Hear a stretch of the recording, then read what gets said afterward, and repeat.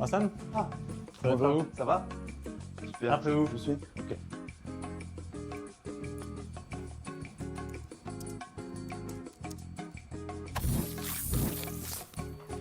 À vous. Merci beaucoup. Bonjour. Bonjour Hassan, vous allez bien? Oui, très bien. Asseyez-vous. Super. Ok. Bon, merci de me recevoir. Avec plaisir. Merci d'être là, bienvenue. Voilà, comme vous avez pu le comprendre, on a un client qui cherche à retravailler sa marque employeur. Oui. Et donc, on cherche le candidat idéal pour le placer chez lui. C'est ce que j'ai vu dans la fiche de poste. Bah, je suis ravi d'être là. Hâte d'en savoir plus. Qu'est-ce qui vous passionne le plus dans la marque employeur? Je sais pas. Je vais vous dire que la marque employeur, moi, je le conçois différemment à chaque année depuis que je poste. Vous l'avez vu, ça fait 15-20 ans maintenant que je travaille dans le milieu du RH. Au début, j'ai démarré plutôt dans l'attractivité des candidats purs. J'étais pur player recrutement en cabinet.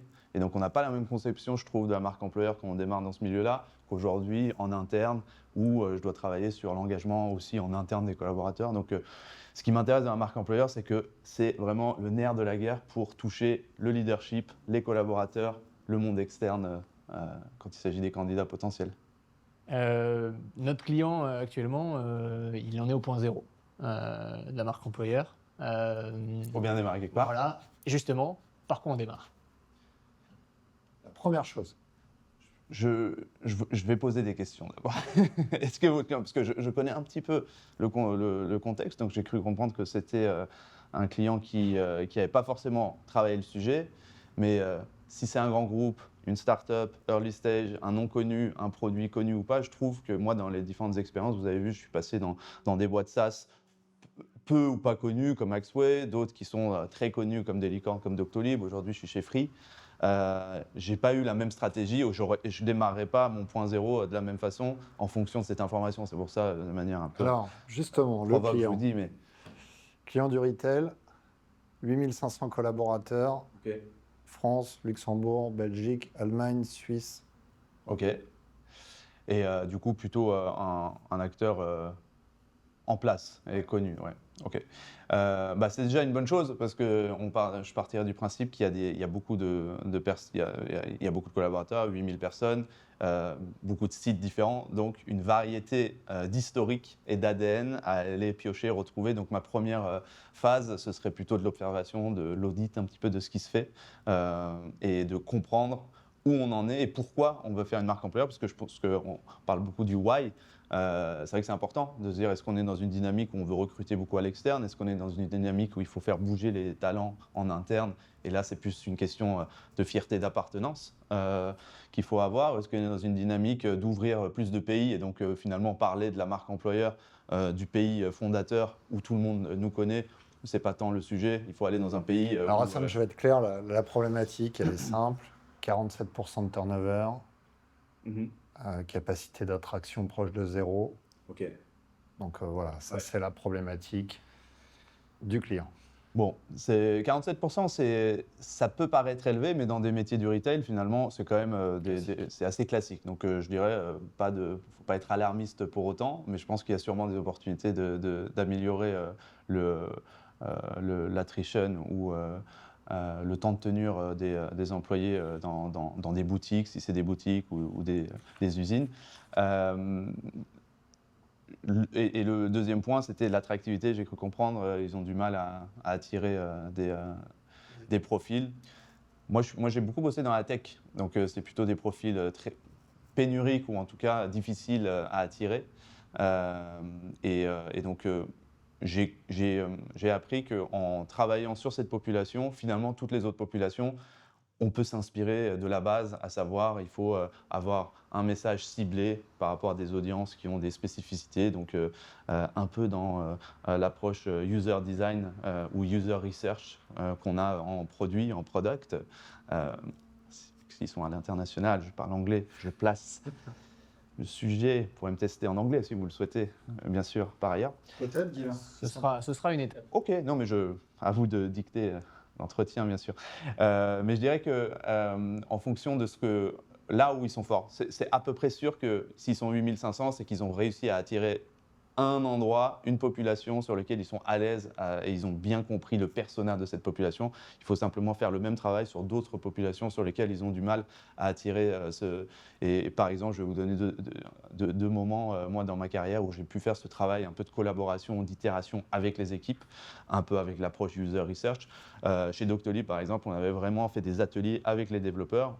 On leur avait montré 5 ou 6 types de messages qu'on avait envoyés sur les 6 derniers mois et on leur avait demandé de faire des retours, des rankings, de dire ce qui était bien, pas bien, quelle typologie de message, quelle longueur ou quel endroit. Est-ce que c'est sur le mail, le téléphone, un SMS? Est-ce que c'est sur le pro, le perso, etc.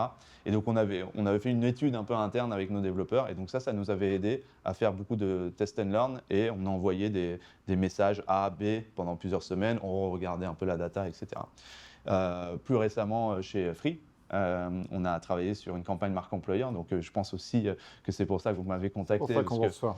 On a gagné des prix récemment, on a été nommés là-dessus, donc on est très fiers de cette campagne puisqu'elle part aussi du terrain. On a fait beaucoup de réunions avec des populations assez représentatives de tous les corps de métier, de toutes les géographies, tous les sites, tous les niveaux de poste, et pas que des managers ou des directeurs, mais aussi toutes les personnes.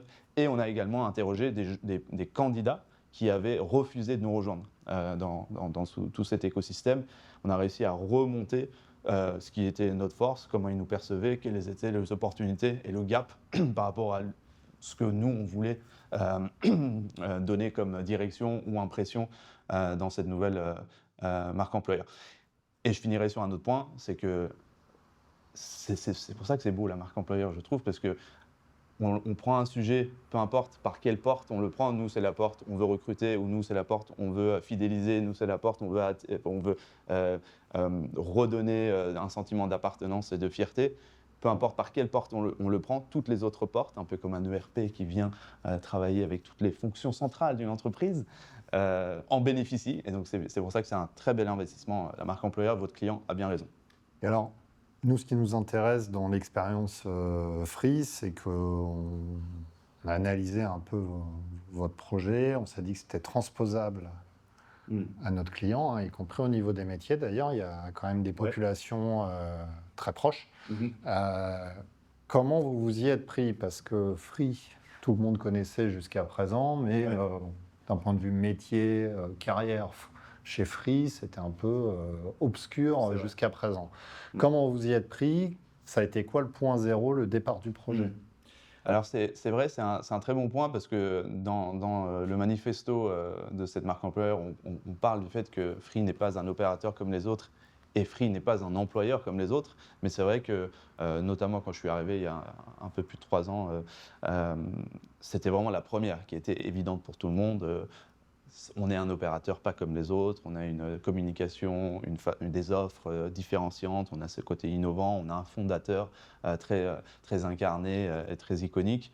Par contre, moi-même, quand je passais mes entretiens chez Free, j'y suis allé, et j'en ai parlé d'ailleurs dans un post LinkedIn, parce que je suis assez présent d'ailleurs sur LinkedIn. Votre client a peut-être besoin de regarder pour savoir si la ligne éditoriale est la bonne. Mais je parlais du fait que je suis allé un petit peu à l'instinct chez Free parce que j'avais plein d'indices pour me dire ils sont très forts et je connais la puissance de la marque côté commercial, côté produit et presque dans le côté quotidien des Français. Par contre, c'était plus un pari que j'ai fait pour la partie employeur, collaborateur, le quotidien. Et donc avec cette marque employeur, c'est ça le point zéro, c'est-à-dire bon, il serait peut-être temps de soulever un petit peu le capot et de dire au monde à quoi ça ressemble de bosser chez Free au quotidien. Et par ailleurs, on va redonner un petit peu de sentiment de fierté à l'ensemble des collaborateurs. Justement, vous parlez de sentiment de fierté de l'ensemble des collaborateurs. Vous avez parlé de vous en train de poster sur LinkedIn votre ligne éditoriale. Des choses qu'on a pu voir, des employés de Free qui prennent la parole. Est-ce que ça, c'est aussi un point important pour vous? Oui, je pense que vous faites référence à la campagne e-Advocacy, qui est une campagne d'ambassadora en fait, de nos salariés à prendre la parole sur LinkedIn. Et c'est assez dans l'air du temps, il y a pas mal d'entreprises qui travaillent là-dessus. je pense que ça soulève le point central qui est l'authenticité. La marque employeur, moi, quand j'ai pu la voir quand j'étais dans d'autres entreprises ou même en cabinet il y a 15-20 ans, parfois moi-même, je pouvais être critique sur ces campagnes-là parce que ça pouvait sonner un petit peu creux ou ça pouvait représenter une partie simplement de l'entreprise, etc. Et donc, je pense que une grande partie des entreprises ont compris que s'il faut lancer une campagne marque employeur, il faut qu'elle soit authentique. Donc, tout ce qu'on a dit avant, la co-construire avec les salariés et un panel le plus divers possible. Et ensuite, une fois qu'elle est là, il faut qu'il y ait une caisse de résonance qui soit encore plus authentique et qui vienne des personnes qui la vivent au quotidien et qui mieux que les salariés. Donc, chez Free, c'est parti de ce constat-là. On s'est dit, bon, on a beaucoup investi sur cette campagne. Il faut qu'elle vive dans le temps. Et on a pris 30 collaborateurs qu'on a choisis, une première tribu qu'on a appelée Iliad Advocacy, Iliad étant la maison mère des activités de Free en France. Et on les a formés, on les a accompagnés, on a désacralisé l'outil LinkedIn, on a expliqué pourquoi c'était intéressant, important pour eux comme pour nous qu'ils puissent prendre la parole. On leur a donné un petit peu de cadre, pas trop. Et ensuite, on s'est vus tous les 3 mois, 6 mois, avec un groupe WhatsApp qui est animé, sur lequel ils peuvent nous solliciter. Et c'est vraiment top dans le sens où on voit que les personnes y prennent du plaisir et nous, c'est gagnant-gagnant, j'ai envie de dire. Et comment on entretient ça dans la durée ? C'est vrai que c'est une très bonne question, Christophe. Et je pense que c'est le piège. Parce qu'une fois qu'on fait. Déjà, si le programme est un peu étendu dans le temps, c'est un peu un premier gage. C'est qu'on ne va pas faire juste un atelier one-shot et allez-y maintenant. C'est d'avoir 3 ou 4 rendez-vous sur l'année. Donc on sait que ça va de toute façon avoir des moments. Et puis après, il faut du coup mettre en phase les équipes marketing, les équipes com avec les équipes RH pour que l'activité et les moments et les temps forts de la boîte, ce ne soit pas simplement Noël, l'été et les mois de QVTC, etc., mais ce soit aussi les sorties produits, que ce soit les moments où la boîte va faire des investissements extérieurs et que tous ces messages-là convergent vers des moments où les collaborateurs peuvent s'identifier et vouloir s'exprimer à leur façon en interprétant cette info. Donc on le fait vivre comme ça, mais c'est une bonne question et il faut peut-être, là on réfléchit à lancer une seconde tribu qui est des tribus plus manager ou top manager par exemple, et donc de continuer à faire vivre ces ambassadeurs. Alors, il y a quelque chose qui nous a dérangé avec Guilain quand vous êtes arrivé, c'est qu'on s'attendait à ce que vous veniez avec les croissants. Ah c'est vrai. On n'est pas loin d'ici. Honte à moi.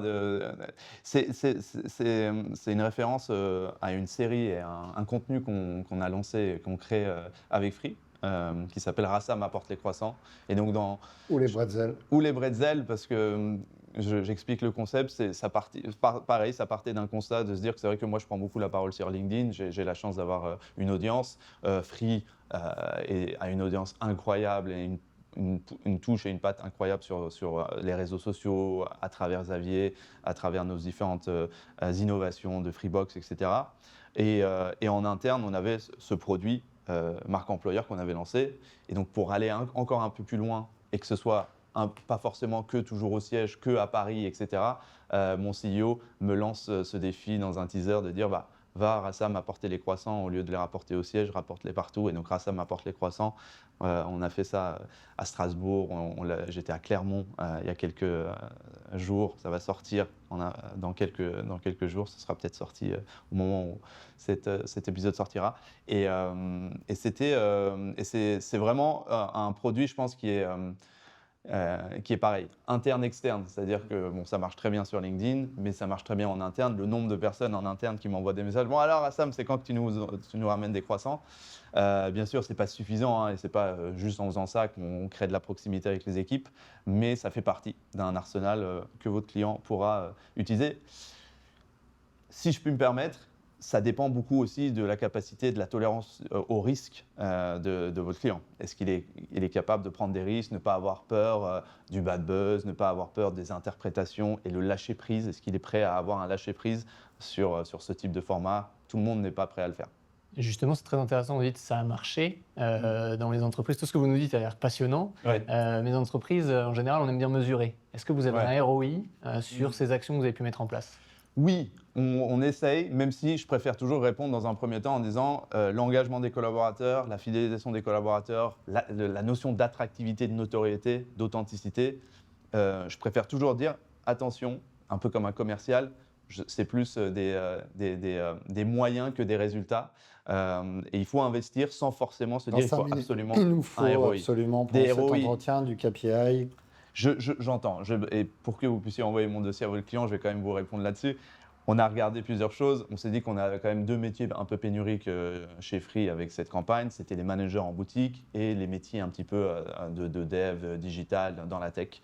Et donc, on a traqué vraiment les 2 premières semaines après le lancement de la campagne et ensuite tous les mois, un petit peu le pic de connexion trafic sur le site, la conversion en candidature et ensuite on est dans une phase où on regarde un petit peu la qualité de ces candidatures. On a eu un pic de 50% sur les métiers boutiques et 33% sur les métiers de la tech, donc ça c'était plutôt une bonne nouvelle. Un autre chiffre qui est assez parlant, c'est que la majorité des personnes qui ont vu notre campagne par exemple sur LinkedIn, parce qu'on a également été très présent sur LinkedIn, sont des personnes qui n'avaient pas été en interaction avec la marque ni abonnées à la marque sur les 6 derniers mois avant cette campagne. Ça, c'est ce genre de ROI qu'on regarde. Ensuite, sur les autres actions dont je vous ai parlé, bien sûr, on a des baromètres internes, on a des moments internes où on va questionner les collaborateurs sur comment ils se sentent au travail, leur charge de travail, leur sentiment d'appartenance, leur fierté. Et du coup, on peut se calquer sur ces sondages qui existent déjà pour savoir si les actions qu'on a mis en parallèle ont eu un impact ou pas. Super. Top. Alors, merci pour toutes ces informations. Avec Christophe, on a construit une grille d'évaluation. Ok. Donc je vais vous poser des questions. Vous nous répondez en quelques mots ce que ça évoque chez vous. Rapide. Hein. Efficace. 2 profils similaires. L'un vient d'un grand groupe, l'autre d'une start-up. Vous êtes instinctivement attiré par Startup. CV avec ou sans photo? Avec. Pas sans CV. Parfois, ça dépend du métier. On n'en a pas parlé, mais on a déjà fait des candidatures sans CV avec des vidéos, par exemple. Mais ça engendre un autre type de billet, la vidéo. Donc, je dirais avec CV, pour un démarrage, ça reste le plus universel. Vous avez 2 candidats à égalité sur les scorecards. Quel est le critère différenciant? Je vais dire un truc qui va faire hérisser les poils de tous les recruteurs. Le feeling, le feeling chez nous. Le feeling. La seniorité en entreprise, c'est Encore un tabou. la génération Z en entreprise, c'est Une illusion. le retard à l'entretien, c'est Pas bien. et le dernier, un conseil pour un junior qui se prend de passion pour les RH. C'est enfin, c'est une très bonne nouvelle. C'est qu'on a fait le travail depuis des années pour que ce métier soit vu comme de l'impact et pas quelque chose d'administratif. Donc bravo déjà et inspire-toi au maximum de tous les autres corps de métier, le commerce, le marketing, la communication, parce qu'aujourd'hui, le recrutement, les RH, c'est bien plus que du recrutement et des RH, c'est la traversée des chemins de toutes les compétences qu'a besoin le Iron Man de l'entreprise ou la Superwoman de l'entreprise. Merci Hassan. Merci. Est-ce que j'ai le job? Alors Je le saurai. On a un retour quand? On va revenir vers vous sous une dizaine de jours après avoir échangé avec notre client. Et je préfère que ça reste discret parce que mon employeur ne sait pas que j'ai été contacté. Ce sera confidentiel. On a une toute petite communauté LinkedIn, ça devrait pas trop. Bon, j'espère que ça, il ne le saura pas. Merci beaucoup. Merci. À bientôt. À bientôt. Au C'est revoir. Arsène, je vous accompagne. Merci.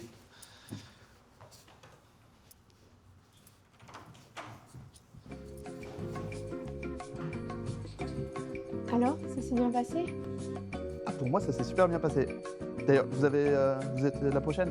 Laissez tomber, hein. Je pense que le job, il est pour moi. Bonne journée. Bonne journée.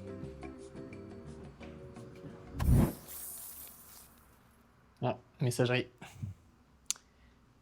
Oui, Rassam, c'est Guilain. Eh ben, écoutez, je vous rappelle, suite à l'entretien qu'on a fait ensemble, pour vous dire, vous annoncer la bonne nouvelle que vous avez été retenu. Voilà, on a mis l'accent sur votre expérience et puis sur votre facilité à déployer une marque employeur. On a beaucoup aimé toute votre vision et tout ce que vous avez partagé. Donc, rappelez-moi vite pour les prochaines étapes.